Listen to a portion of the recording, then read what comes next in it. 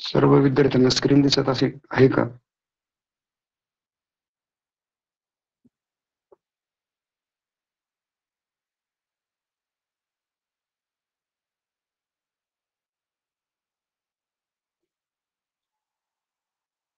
Hello.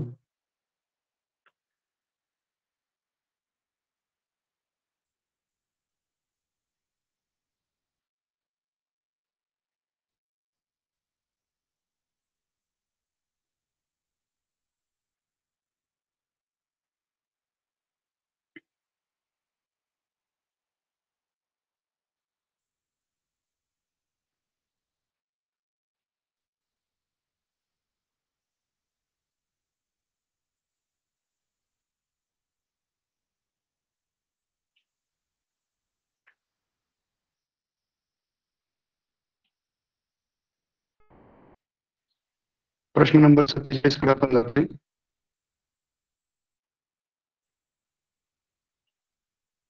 9,900 ची 9% बरोबर किती?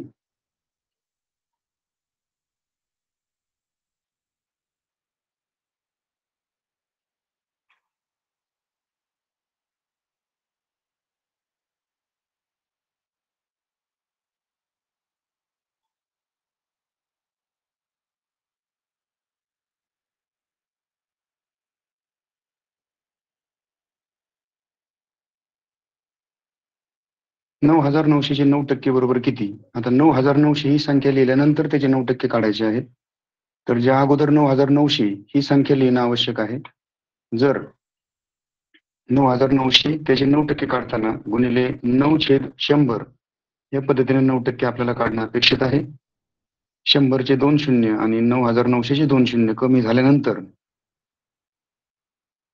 99 गुणिले 9 एवढंच उत्तर उरते आणि 99 गुणिले 9 चा गुणाकार केला की 9,981 हा 4 8 9,981 आणि 8 89 अशा प्रकारे 891 हे त्याचं उत्तर येते आणि ते आहे पर्याय नंबर 1 मध्ये.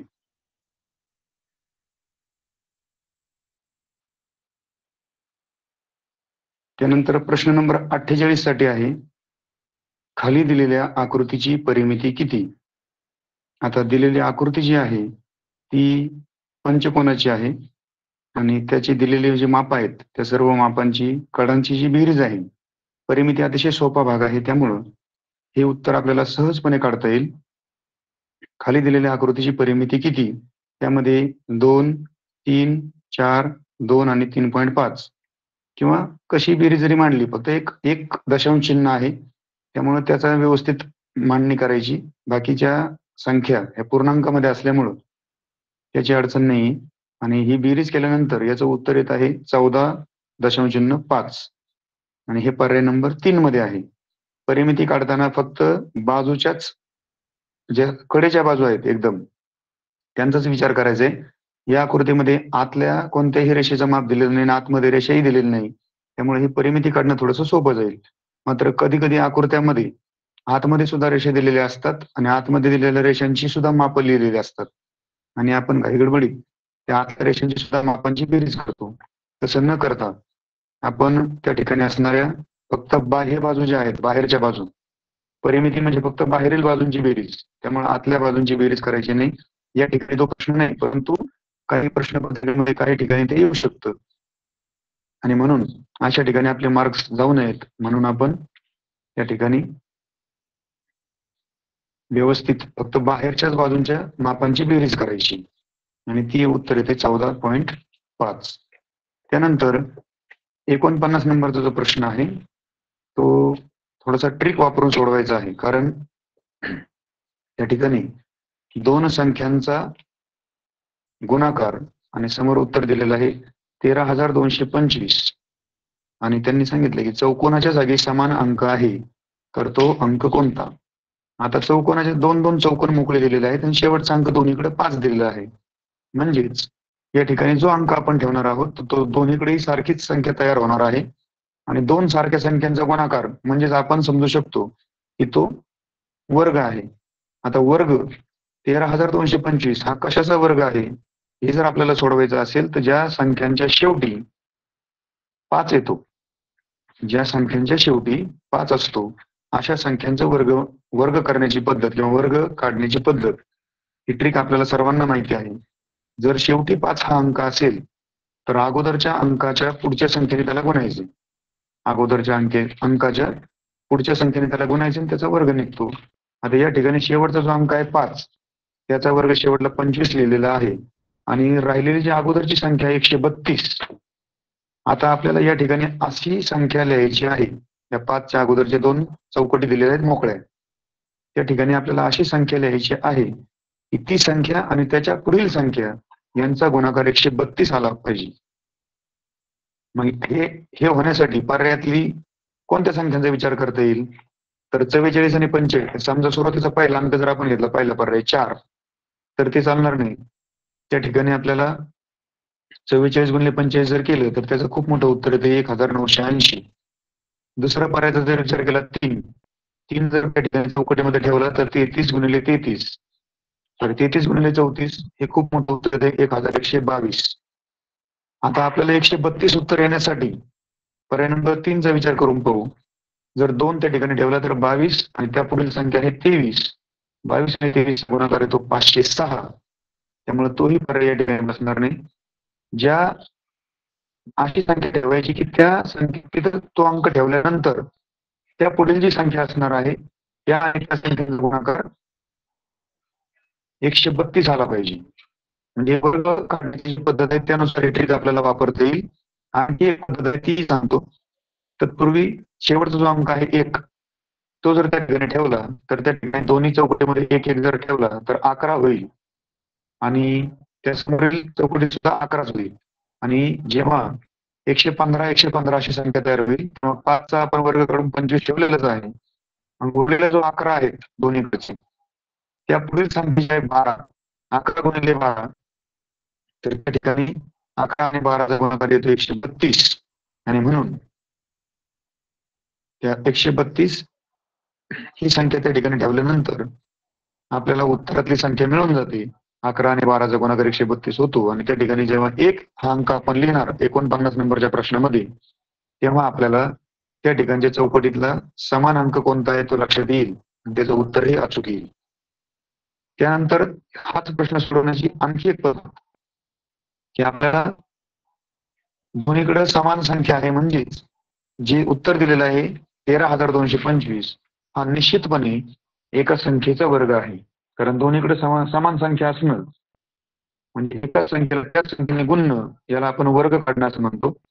आणि हा वर्ग काढत असताना आपल्याला वर्ग जेव्हा आपण शिकतो तेव्हा वर्गमूळ काढायचं सुद्धा शिकवलं जातं किंवा काही ठिकाणी वेगळ्या पद्धतीने. आता मी आमच्या अवयव पद्धतीने वर्गमूळ काढणं हा एक सोपा प्रकार आहे आणि अवयव पद्धतीने वर्गमूळ जर काढलं तर निश्चितपणे आपल्याला 115 हा त्याचा वर्गमूळ मिळून जाईल.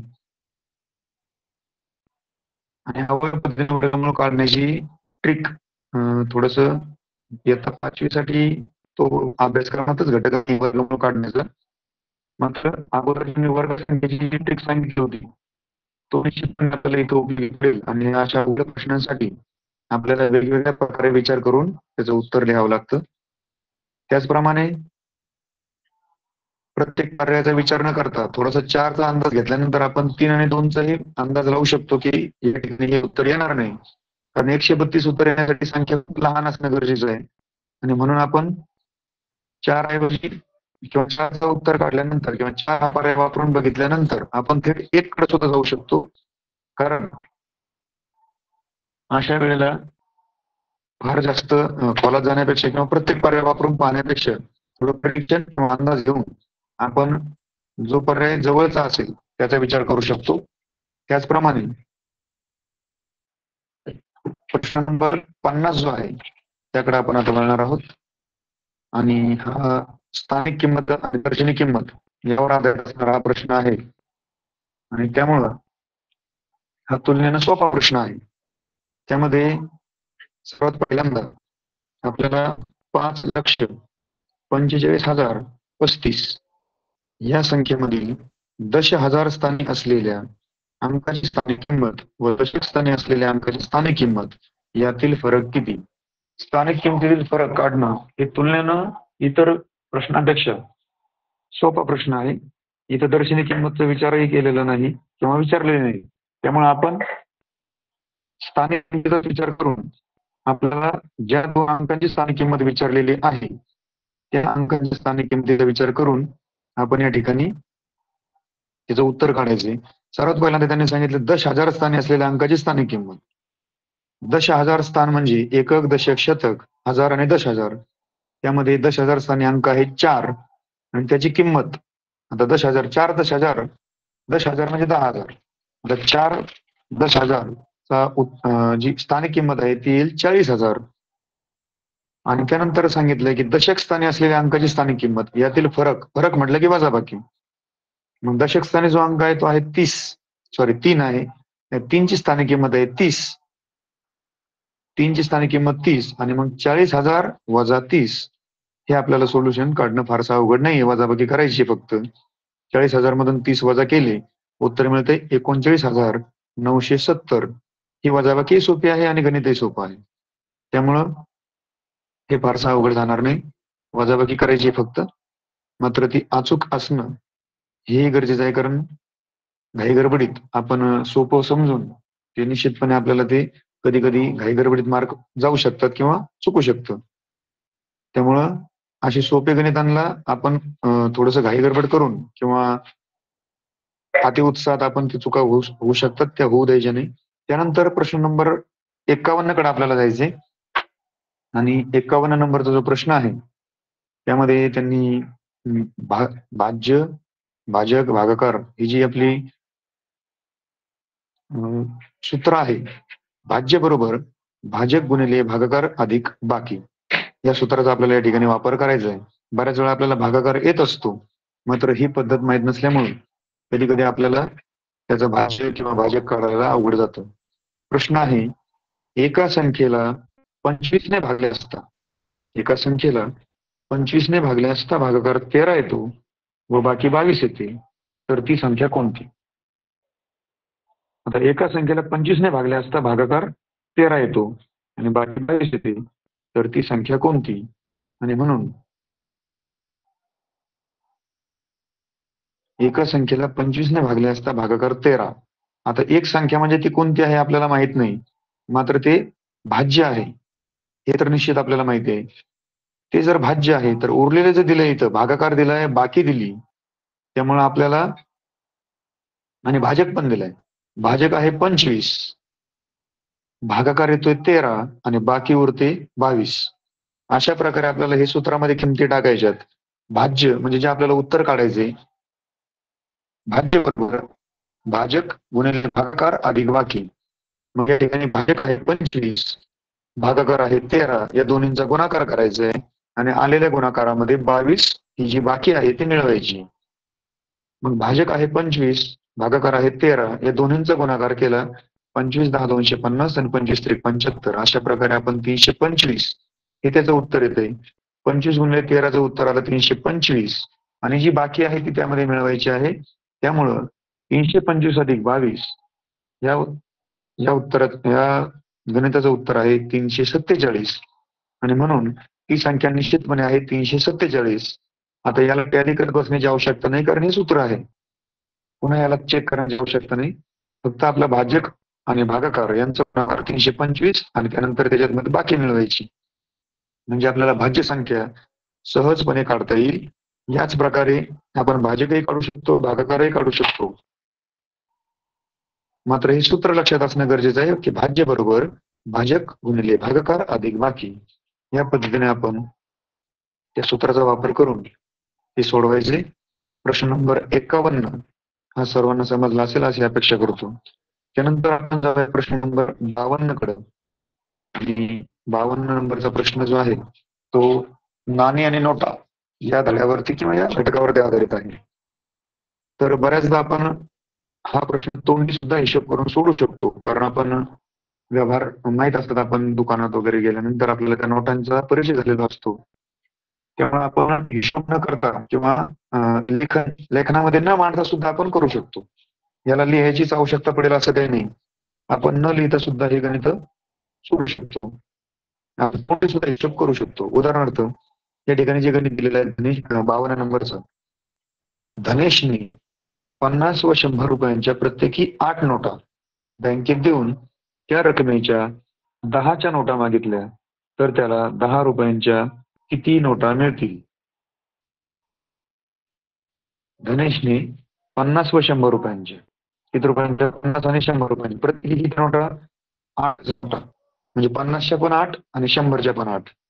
या दोन्हींचा आपण तोंडी हिशोब जरी केला तर 5×8 = 40, म्हणजे 50 रुपये होतील 400 आणि 100च्या 8 नोटा म्हणजे त्याचे होतील 800 आणि दोन्ही मिळून होतील 1200 रुपये. जर 1200 म्हणजे 1200 रुपये, त्याच्या जर 10च्या नोटा आपण मागितल्या, 1200 रुपयामध्ये 10च्या नोटा किती येतील? तर साधी सरळ गोष्ट आहे, त्याला 10ने भाग द्यायचा. 1200 भागिले 10 बरोबर 120. आणि हेच आपण गणित मांडून जरी केलं तरी आपण या ठिकाणी पाहू शकतो की 50 गुणिले 8 म्हणजे हे झाले 400 रुपये आणि 100 गुणिले 8 नोटा हे झाले 800 रुपये. दोन्ही मिळून झाले 1200 रुपये. मग 1200 रुपयामध्ये 10च्या नोटा किती येतील? तर त्यामध्ये 1200 भागिले 10 केले आणि 00 कट झाला. 120 एवढ्या नोटा 10 रुपयांच्या मिळतील 1200 रुपयामध्ये. किंवा तोंडी जर हिशोब केला की 100 रुपयामध्ये 10 नोटा असतात, 1000 रुपयामध्ये 100 नोटा असतात. 1000 रुपयामध्ये जर 100 असतील तर 1200 रुपयामध्ये आपण निश्चितपणे सांगू शकतो 120 नोटा त्या ठिकाणी 10 रुपयांच्या आपल्याला मिळतील. अशा पद्धतीने आपण नाणी नोटांचा हिशोब अजिबात कधी चुकणार नाही याची काळजी घ्यायची, कारण तो तुलनेनं सोपा भाग आहे आणि मार्क्स मिळवून देणारा आहे. तर या ठिकाणी नाणी नोटांचा हा जो प्रश्न आहे, याच पद्धतीने कोणत्याही प्रकारच्या नोटा किंवा कोणत्याही प्रकारचं यामध्ये बदल या प्रश्नामध्ये करून आपल्याला हा प्रश्न निश्चितपणे दर पेपरला येतच असतो. थोडाफार नोटांचे आकडे वगैरे किंवा संख्या वगैरे बदली करून आपल्याला प्रश्न विचारला जाऊ शकतो. त्यामुळे हा प्रश्न सोडवताना थोडीशी काळजी घ्यायची. त्यानंतर 12 नंबर प्रश्न समजला असेल. आता आपण प्रश्न नंबर 53 कडे जाणार आहोत. 53 नंबरचा जो प्रश्न आहे विभाजक भाजक विभाजकावर आधारित हा प्रश्न आहे आणि त्यासाठी प्रत्येक संख्येचे विभाजक आपल्याला काढता आले पाहिजेत. विभाजक म्हणजे दिलेल्या संख्येला ज्याने भाग जातो असा अंक त्याला म्हणतात विभाजक. आता प्रश्न नंबर 53 जो दिलाय तो मी वाचतोय. 39च्या सर्वात मोठ्या विभाजकामध्ये 27चा सर्वात लहान विभाजक मिळवला असता येणाऱ्या संख्येचा सर्व विभाजकांची बेरीज किती? सर्वात महत्वाचा आधी प्रश्न समजून घेऊन त्याचं सोल्युशन काढणं आधी आवश्यक आहे. सर्वात पहिल्यांदा काय अट आहे? 39च्या सर्वात मोठा विभाजक. आता कोणत्याही संख्येचा सर्वात मोठा विभाजक कोण असतो? तर ती स्वतः तीच संख्या असते. स्वतः ती संख्या त्या ठिकाणी असल्यावर जर सर्वात मोठा विभाजक ती स्वतः तीच संख्या आहे तर 39 सर्वात मोठा विभाजक आहे 39. त्यानंतर 27चा सर्वात लहान विभाजक आहे. 27चा सर्वात लहान विभाजक मिळवला असता येणाऱ्या संख्येच्या सर्व विभाजकांची बेरीज किती? 39 मध्ये 27चा सर्वात लहान विभाजक मिळवायचं आहे. 27चा सर्वात लहान विभाजक आहे कोणत्याही संख्येचा सर्वात लहान विभाजक असतो 1. सर्वात लहान विभाजक जर 1 असेल आणि तो जर 39 मध्ये मिळवला तर संख्या होते 40. या ठिकाणी मी संख्या लिहून दाखवलेली आहे 40. आता त्यांनी विचारले की 40च्या सर्व विभाजकांची बेरीज किती? आता सर्वात महत्वाची गोष्ट आहे की आपल्याला 40चे सर्व विभाजक समजले पाहिजेत किंवा लिहिता आले पाहिजेत. जर आपल्याला 40चे सर्व विभाजक लिहिता आले नाहीत किंवा एक जरी विभाजक त्यातला चुकला तर निश्चितपणे आपलं उत्तर चुकणार आहे.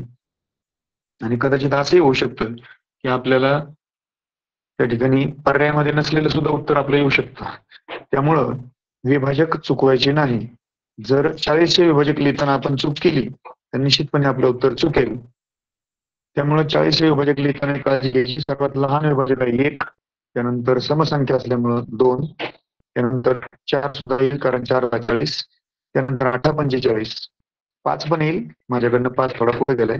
5 पण येईल, 5 × 8 = 40, त्यानंतर 8, नंतर 10 आणि शेवटला 0 असल्यामुळं 5 पण येईल आणि 10 पण येईल 40 मध्ये. त्यानंतर 20, 20 × 2 = 40 आणि सर्वात मोठा विभाजक असतो तो म्हणजे ती स्वतः तीच संख्या आणि ते आहे 40. मग 1, 2, 4, 5, 8, 10, 20 आणि 40.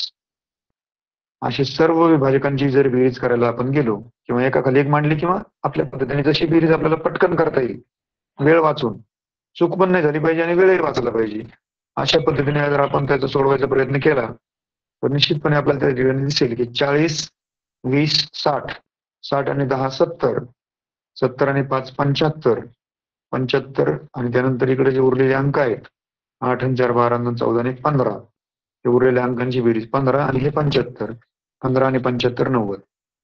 तर ह्या सर्व विभाजकांची बेरीज ही 90 येते आणि पर्याय नंबर 2 मध्ये तो उत्तर आपल्याला मिळते. विभाजक जर एखादा हुकला, एखादा कमी राहिला किंवा एखादा आपल्याला लिहिण्यात राहून गेलं तर आपलं उत्तर चुकेल आणि तो कदाचित ती संख्या पर्यायामध्ये पण असणार नाही, असे होऊ शकते. म्हणून विभाजक लिहिताना, विभाजक काढत असताना आपण ते काळजीपूर्वक विभाजक लिहिणं गरजेचं आहे.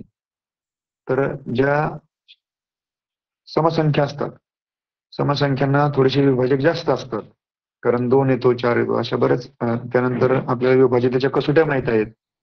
विभाजक कसे काढायचे एखाद्या संख्येचे तेही आपल्याला निश्चितपणे माहित आहे. त्यामुळे विभाजक काढताना जर चूक झाली तर निश्चितपणे आपलं उत्तर चुकू शकतं. त्यामुळं विभाजक व्यवस्थित लिहायचे. या ठिकाणी एकाच प्रश्नामध्ये 3 छोटे-छोटे प्रश्न होते पहा, की 39 सर्वात मोठा विभाजक तो 39, 27 सर्वात लहान विभाजक 1, दोन्हींची बेरीज करायची, त्याचे विभाजक लिहायचे आणि त्यांची पुन्हा बेरीज करायची.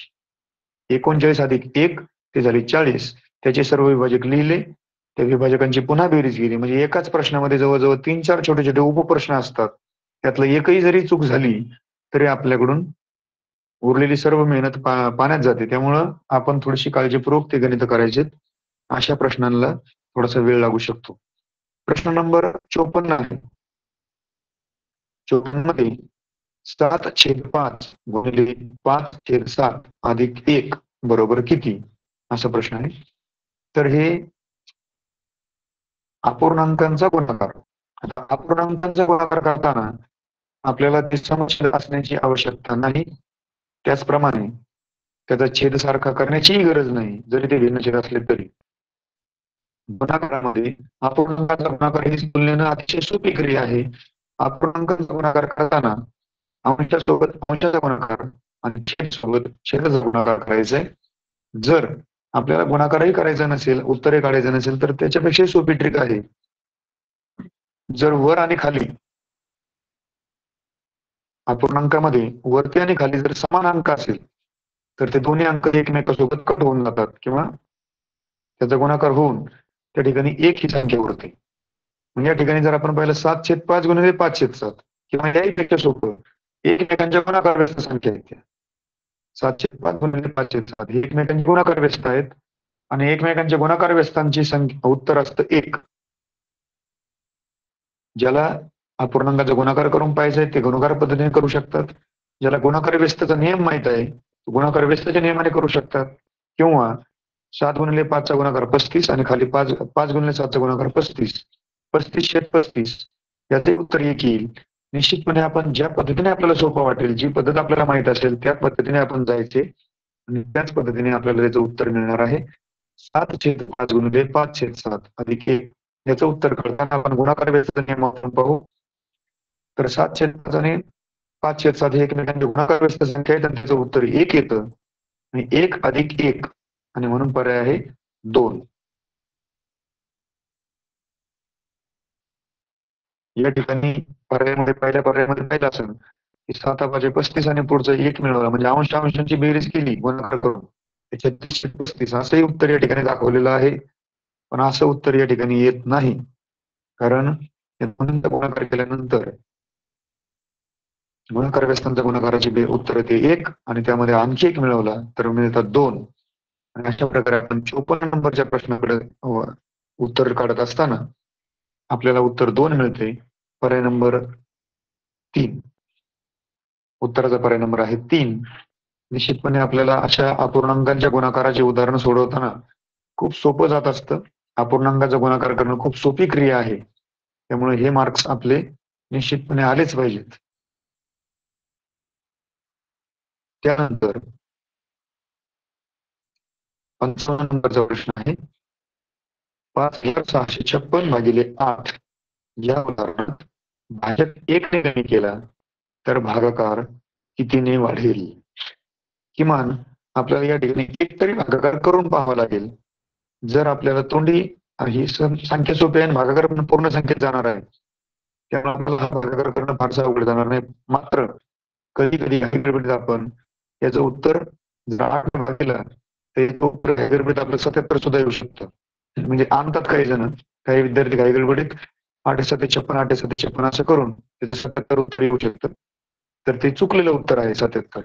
कारण ही संख्या 4 अंकी आहे आणि 1 अंकी संख्येने भागल्यावर याचं उत्तर किमान 3 अंकीने अपेक्षित आहे. आणि आपल्याला भागाकाराची पद्धत माहित आहे. त्या ठिकाणी जर वरून येणारी संख्या जर भाग्याला नाही तर आपण शून्याचा भाग देतो पहा. आणि म्हणून शून्याचा भाग दिल्यानंतर 8 7 56, त्यानंतर शून्याचा भाग दिला 8 0 0, पुन्हा 6 खाली गेला आणि 8 7 56 असा 707 उत्तर येईल त्याचं, जर 8 ने भाग दिला तर. आणि भाजक जर 1 ने कमी केला तर भाजक येईल 7. आता ज्या ठिकाणी 8 लिहिलेला आहे त्या ठिकाणी जर भाजक म्हणून आपण 7 लिहिला तर निश्चितपणे आपल्याला लक्षात येईल की 7 ने जर भाग दिला, जसं 8 7 56 आलं, तसं जर भाजक 1 ने कमी केला तर 7 ही संख्या येईल आणि 7 ने जर भाग दिला तर 7 8 56. म्हणजे जिथं आपण उत्तरामध्ये 7 दिलं होतं तिथं 8 येईल. त्यानंतर मध्ये शून्याचा भाग दिला पुन्हा आणि पुन्हा 7 8 56 असा 808 असा भागाकार येईल, जर भाजक 1 ने कमी केला तर. आता अगोदरचा जो भागाकार होता तो होता 707 आणि भाजक 1 ने कमी केला तर भागाकार आला 808. मग 707 आणि 808 हे दोन भागाकार आले पहा. एकदा भाजक होता 8 आणि एकदा भाजक कमी केला आणि तो कमी केल्यावर भाजक झाला 7. आणि दोन्ही भाजकचा जो भागाकार आहे त्यामधला फरक आपल्याला विचारलाय किंवा कितीने वाढेल असं विचारलंय. मग अगोदर आलेला भागाकार होता 707 आणि आता नंतर आलेला भागाकार आहे 808. म्हणजे निश्चितपणे याच्यामध्ये 101 ने वाढ झालेली आहे. हे आपण वजाबाकीच्या माध्यमातून करू शकतो. 808 मधून 707 वजा झाले 101 हा पर्याय नंबर 4 मध्ये आहे. 101 हे उत्तर त्याचं आहे.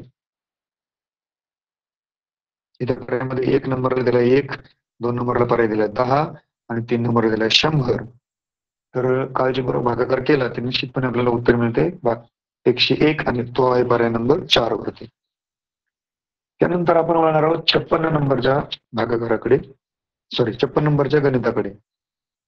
56 नंबरला जे उदाहरण दिलेलं आहे, एक गाडी ताशी 80 किलोमीटर अंतर पार करते तर खालीलपैकी कोणते विधान चुकीचे आहे?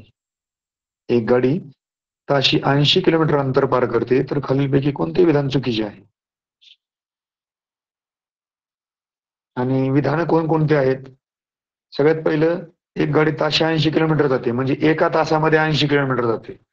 आता तासांचं गणित आणि गाडीच्या वेगाचं गणित हे आपल्याला व्यवस्थित समजून घेणं गरजेचं आहे.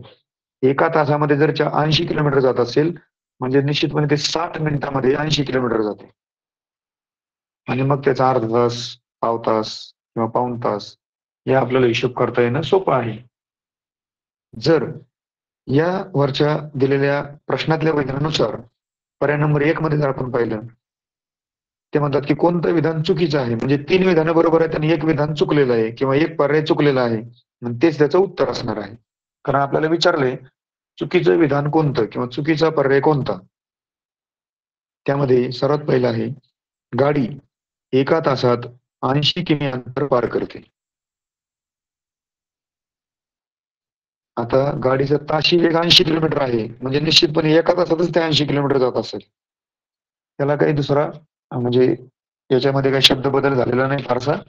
एका तासामध्ये 80 किलोमीटर अंतर पार करते आणि ताशी वेग 80 किलोमीटर आहे. हे दोन्हींचा अर्थ एकच झाला. जर दुसरा पर्याय पाहता, गाडी अर्ध्या तासात 40 किमी अंतर पार करते. गाडी अर्ध्या तासात 40 किमी अंतर पार करते. जर 1 तासामध्ये 80 किलोमीटर जाते तर निश्चितपणे अर्ध्या तासामध्ये ती 40 किलोमीटर जाणार आहे. कारण ताशी वेग 80 आहे म्हटल्यावर त्याचा निम्मा वेळ आहे अर्धा तासाचा. मग जर 1 तासामध्ये 80 किलोमीटर तर अर्ध्या तासामध्ये 40 किलोमीटर.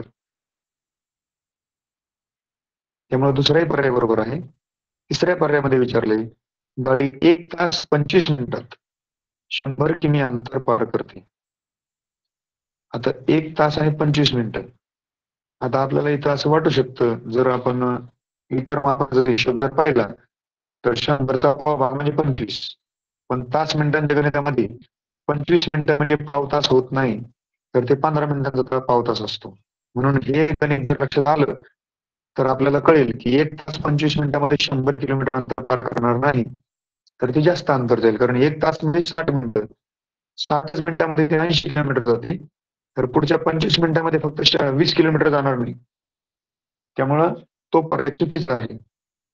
आणि चौथा प्रयत्न आपण चेक करून पाहू. गाडी 1 तास 45 मिनिटांमध्ये 140 किलोमीटर अंतर पार करते. म्हणजेच या ठिकाणी 1 तास 45 मिनिटं म्हणजे पावणे 2 तास. मग 1 तासामध्ये 80 किलोमीटर आणि पुढच्या पाऊण तासामध्ये 60 किलोमीटर. असं 80 आणि 60 140 किलोमीटर अंतर ते पावणे 2 तासामध्ये पार करू शकते गाडी. म्हणून चौथाही पर्याय बरोबर आहे. मात्र आपल्याला त्यांनी कोणतं विधान चुकीचं आहे असं विचारलेलं आहे आणि म्हणून आपल्याला पर्याय नंबर 3 हा पर्याय आपल्याला या ठिकाणी लिहायचा आहे. आता प्रश्न नंबर 57 मापनावर आधारित आहे, मात्र मीटर, सेंटीमीटर, मिलीमीटर या पद्धतीचे जे गणित असतात, या पद्धतीचे मापनाचं एकक आहे, त्यावर आधारित असणारा हा प्रश्न आहे.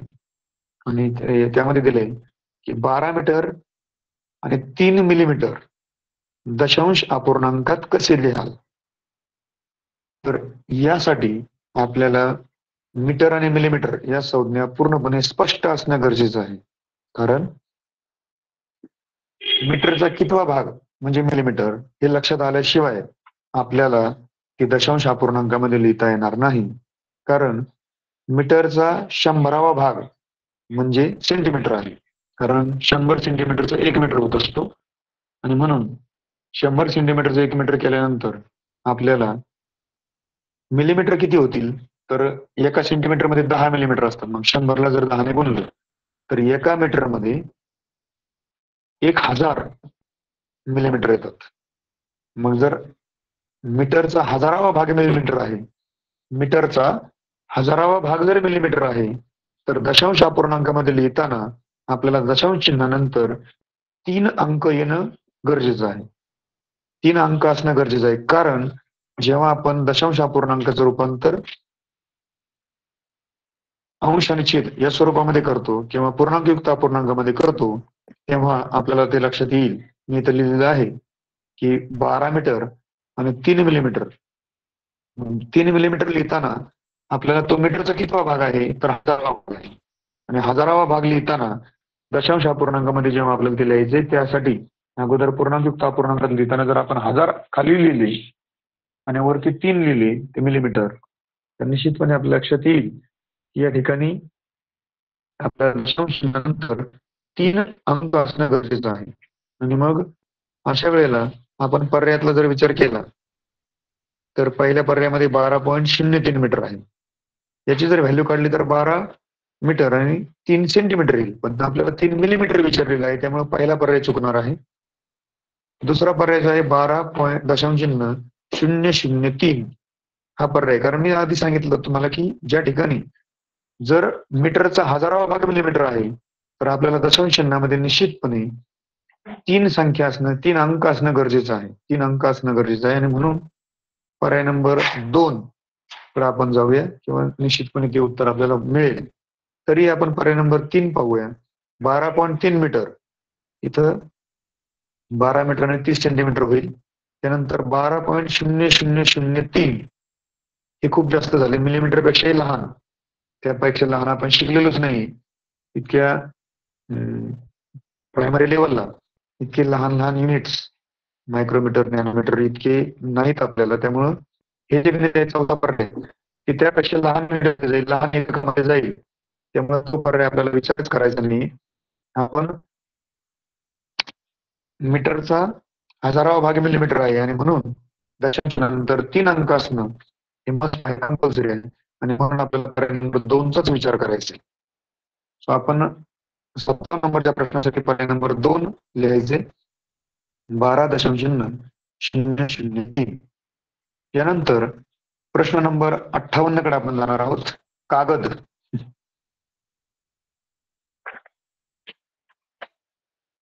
कागदांचा या ठिकाणी हिशोब मांडलेला आहे आणि कागदावरती दरवर्षी प्रश्न नसतो, मात्र कधी येईल काही सांगता येणार नाही, म्हणून आपला तो हिशोब खूप सोपा आहे ते लक्षात ठेवायला. 2-4 गोष्टी आहेत, दस्ता आहे, रिम आहे, डझन आहे. अशा 2-4 गोष्टी जर लक्षात ठेवल्या तर कागदाचाही प्रश्न चुकणार नाही. या ठिकाणी प्रश्न नंबर 58 ला विचारले, 2 दस्ता कागद अधिक 5 डझन कागद बरोबर किती कागद? आता 2 दस्ता कागद, आता दस्ते आपण मोजत असतो किंवा त्याचा हिशोब आपल्याला करता येतो. 1 दस्ता म्हणजे किती? तर 2 डझन. आणि इकडे अधिक किती दिले? 5 डझन. आता 1 डझन म्हणजे 12.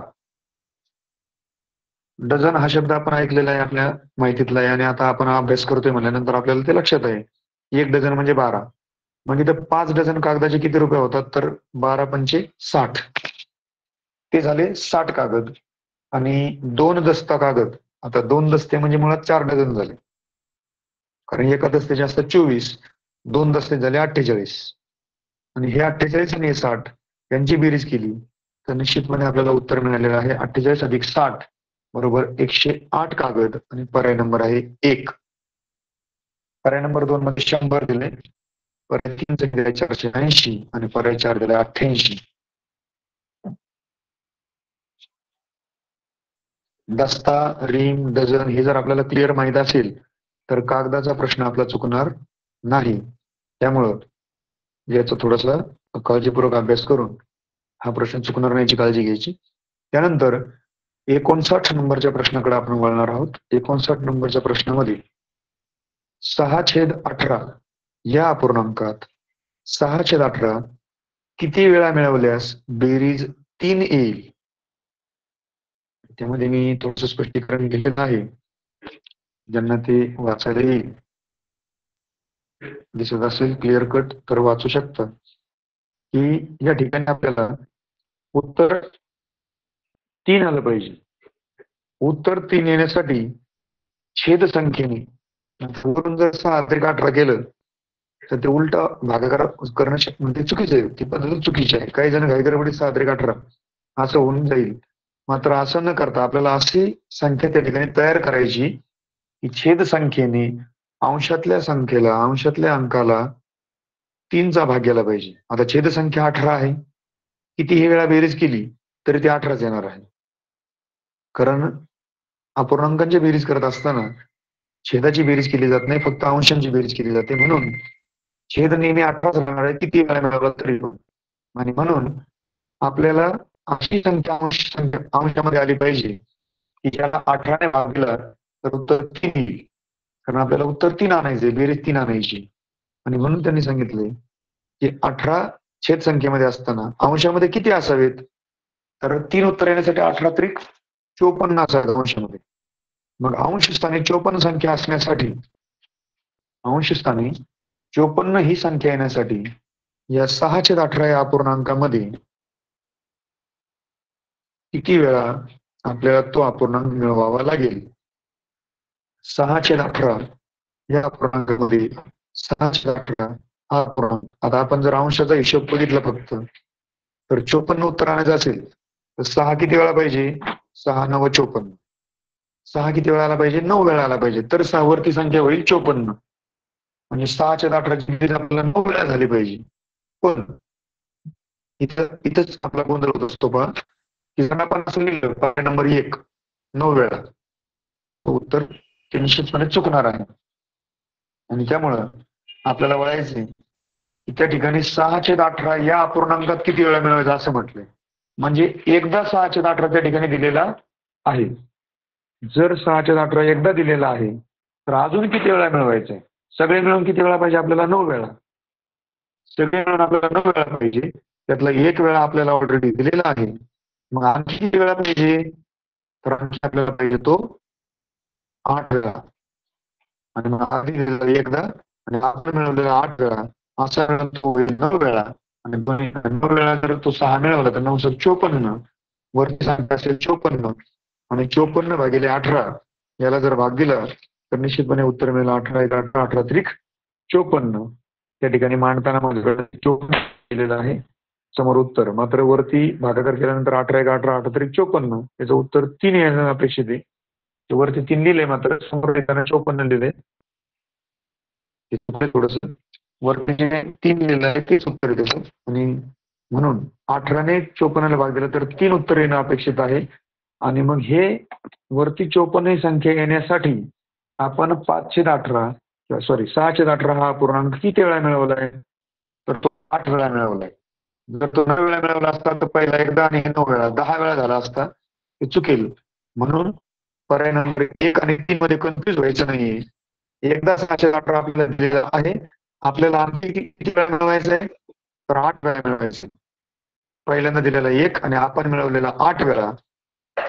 अशा प्रकारे आपण 9 वेळा ते होईल. आणि म्हणून 9 हा पर्याय क्लिक न करता किंवा 9 या उत्तराचा पर्याय क्लिक न करता आपल्याला 8 वेळा हाच पर्याय निवडायचा आहे. पर्याय नंबर आहे 3. हे व्यवस्थित स्पष्ट करून लक्षात घ्या. हे अशा अपूर्णांकांच्या गणितामध्ये आपण काही गडबडीमध्ये 9 वेळा असा पर्याय क्लिक होऊ शकतो आपल्याकडनं, किंवा त्याचं उत्तर ते येत असल्यामुळं किंवा ते 9 वेळा घ्यावं लागत असल्यामुळं आपण अगोदर दिलेला 6/18 पर्याय आहे त्याचा विचार करत नाही आणि म्हणून आपल्याकडून चूक होऊ शकते. तर ही चूक होणार नाही याची आपण काळजी घ्यायची. त्यानंतर 7 नंबरचा प्रश्न अतिशय वेळ वाचवणारा आणि सोपा आहे. तोंडी सुद्धा आपण करू शकतो. तर जॉनने एक मोटरसायकल 20,000ला खरेदी करून 25,000ला विकली, तर या व्यवहारात त्याला किती रुपये नफा अथवा तोटा झाला? जॉनने एक मोटरसायकल 20,000ला खरेदी केली आणि 25,000ला विकली. अतिशय तोंडी हिशोब करण्यासारखं आहे. 20,000ला घेतली आणि 25,000ला विकली. आपण तोंडी सांगू शकतो की 5,000 रुपये त्याला काय झालाय? फायदा झालाय. आणि फायदा म्हणजेच नफा. 20,000ला घेतलेली वस्तू जर 25,000ला विकली तर उघड आहे की या ठिकाणी 5,000 रुपये काय झालाय? फायदा झालाय. फायदा झाला म्हणजे नफा झालाय. आणि म्हणून पर्याय नंबर 2 या पर्यायाकडे आपण वळायचंय की 5,000 रुपये नफा. याला कोणत्याही सूत्राची गरज नाही, मात्र मांडून दिलेलं सूत्र की विक्री किंमत जास्त आहे म्हणून नफा झालाय. नफ्याचं सूत्र आहे विक्री किंमत वजा खरेदी किंमत 25,000 वजा 20,000 बरोबर 5,000. मात्र त्याला सूत्राची गरज आहे असं मला काय वाटत नाही. आणि निश्चितपणे ते खूप सोपं असल्यामुळे आपल्याला याची सूत्राची आवश्यकता नाही. तो हिशोब करून सुद्धा आपण तो वेळ वाचू शकतो आपला. आणि यानंतर आता शेवटचा आपण प्रश्न घेणार आहोत 61 नंबरचा, आणि उद्या 75 पर्यंत जाणार आहोत. 61 नंबरच्या शेवटच्या प्रश्नाकडे वळताना आपण बघूया या ठिकाणी त्याला घडी किंवा घडणी हा 61 नंबरचा प्रश्न आहे घडणीचा, तो आपण या ठिकाणी पाहूया. घडणीमध्ये एक लक्षात ठेवायचे आपल्याला की जो अंक इथं घडणीमध्ये शेजारी दिलेला आहे तो कधी समोर येत नाही, आणि जो समोर दिलेला आहे किंवा जो शेजारी नाही तोच अंक या ठिकाणी समोर येऊ शकतो. आणि म्हणून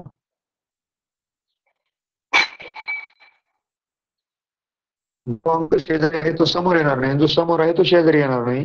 ही गोष्ट जर आपण लक्षात ठेवली घडणीच्या बाबतीत तर निश्चितपणे आपल्याला कळेल. त्यांनी सांगितलं प्रश्न नंबर 61 मध्ये शेजारील आकृती दुमडून घन मिळवल्यास 5 हा अंक असलेल्या पृष्ठाच्या लगतच्या पृष्ठावर कोणता अंक येणार नाही? आणि या ठिकाणी घडणी जर आपण पाहिली तर 5 च्या लगतच्या पृष्ठावर येणार नाही असा अंक कोणता आहे? तर 5च्या शेजारी आपण पाहू शकतो. 5च्या शेजारी 6 आहे आणि 5च्या शेजारी 3 सुद्धा आहे. मात्र 5च्या शेजारी 1 हा अंक नाही. पण आपण म्हणलं की सर साईडचे जे 4 आणि 2 आहेत येऊ शकतात का शेजारी? हो, त्याची एक रेषा 5च्या रेषेसोबत जोडलेली आहे किंवा कॉर्नरला ती एकत्र आलेली आहे. त्यामुळे ते त्याच्या घडी घातल्यानंतर शेजारी येऊ शकतात. मात्र 1 या अंकाचा 5 या अंकाशी कुठल्याही प्रकारे रेषा जोडलेली नाही आणि समोरून सुद्धा रेषा जोडता येणार नाही. आणि म्हणून 5च्या शेजारी 1 हा अंक त्या घडणीची कशीही जरी घडी घातली तरी 5च्या शेजारी 1 हा अंक येणार नाही, कारण 5च्या समोर येणारा अंक आहे 1. आणि मी तुम्हाला आधी जो नियम सांगितला की समोर येणारा अंक शेजारी येऊ शकत नाही आणि शेजारी आलेला अंक समोर येऊ शकत नाही. या नियमानुसार आपण पाहिलं तर 5 समोर येणारा अंक आहे 1 आणि म्हणून तो त्याच्या शेजारी किंवा लगतच्या पृष्ठावर येणार नाही. आणि म्हणून आपल्याला पर्याय नंबर 2 कडे वळायचे त्या ठिकाणी एक हे उत्तर दिलेलं आहे. कारण शेजारी असणारा अंक समोरच्या पृष्ठावर येणार नाही आणि समोरच्या पृष्ठावर असणारा अंक गणनेच्या बाबतीमध्ये तर तो शेजारी येणार आहे. लगतच्या पृष्ठावर म्हणजे शेजारी. लगतच्या पृष्ठावर यायचा असेल किंवा येऊ द्यायचा नसेल तर तो त्याच्या समोर असला पाहिजे. आणि जर समोर असेल तर तो शेजारच्या पृष्ठावर येणं कधीच शक्य नाही. त्याची कशी घडी घातली तरी. आणि म्हणून या ठिकाणी आपल्याला उत्तर निवडताना पर्याय नंबर 2 निवडायचे.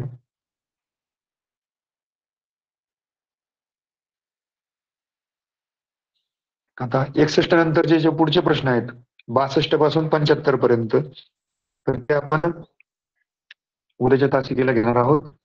उद्या आपली गणिताची शेवटची तासिका असेल या 2018 नंबरच्या प्रश्नपत्रिकेत 2018 सालच्या प्रश्नपत्रिकेतील. उद्या 62 प्रश्नापासून आपण सुरुवात करणार आहोत. आजच्या झालेल्या तासिकेत बऱ्यापैकी तुम्हाला समजलं असावं अशी अपेक्षा करतो. आणि बरेचसे विद्यार्थी मित्र आता लेट होत आहेत कारण सर्वांना आवरून शाळेत जायचं आहे. त्यामुळं आजच्या तासिकेत इतकंच. आता राहिलेले जे प्रश्न आहेत ते उद्याच्या तासिकेत घेतले जातील. सर्वांनी पुन्हा एकदा वेळेवरच जॉईन व्हायचंय. काल जरा टेक्निकल प्रॉब्लेम्समुळं आपल्याला थोडंसं अस्पष्ट दिसलं असेल मात्र आज क्लिअर दिसलं असावं आणि व्यवस्थित तासिका समजली असावी अशी अपेक्षा करतो. आणि जर माझ्याकडून काही टेक्निकल चूक झाली असतील किंवा सांगताना काही चूक असेल तर ते मला द्या. जे बरोबर असेल तेवढंच घेऊन जा. धन्यवाद.